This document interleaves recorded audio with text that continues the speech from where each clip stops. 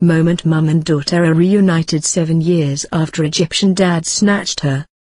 She runs to her long-lost mum, her face a picture of sheer unbridled joy.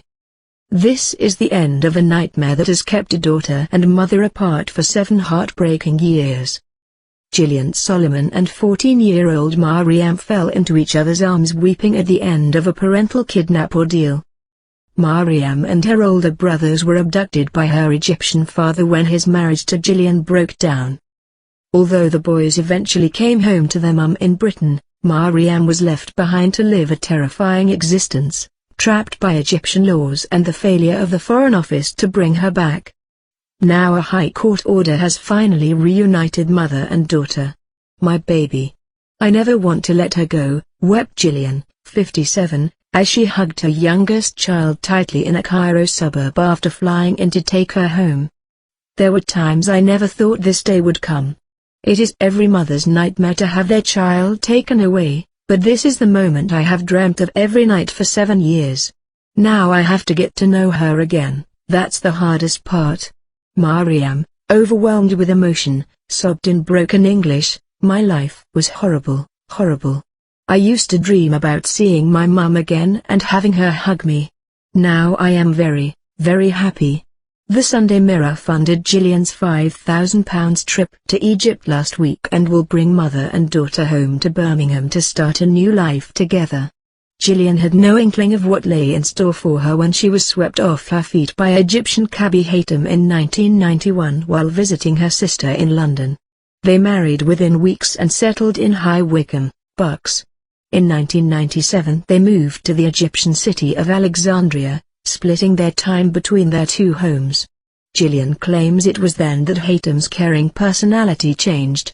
Once back in Egypt, his increasingly strict Muslim views caused disputes that led to the breakup of the marriage. They divorced in 2003, shortly after the birth of Mariam, their 5th child. Gillian was granted custody of her and her brothers.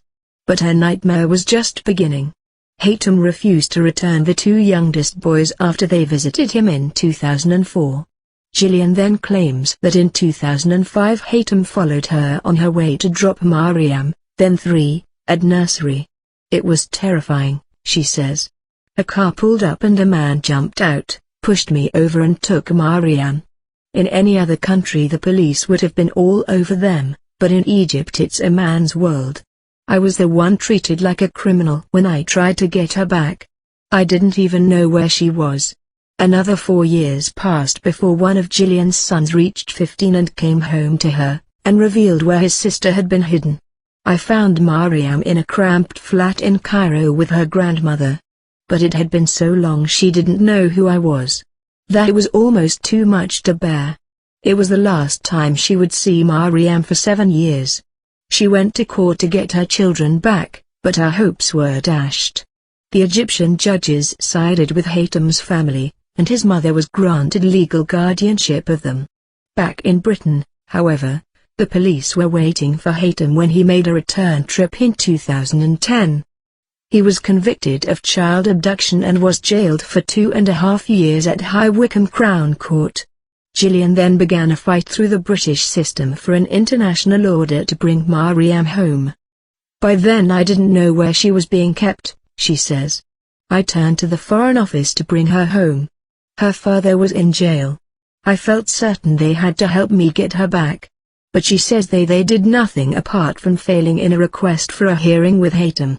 Then Gillian contacted charity Abducted Angels, an organization dedicated to reuniting parents with abducted children, who helped her start to build a case.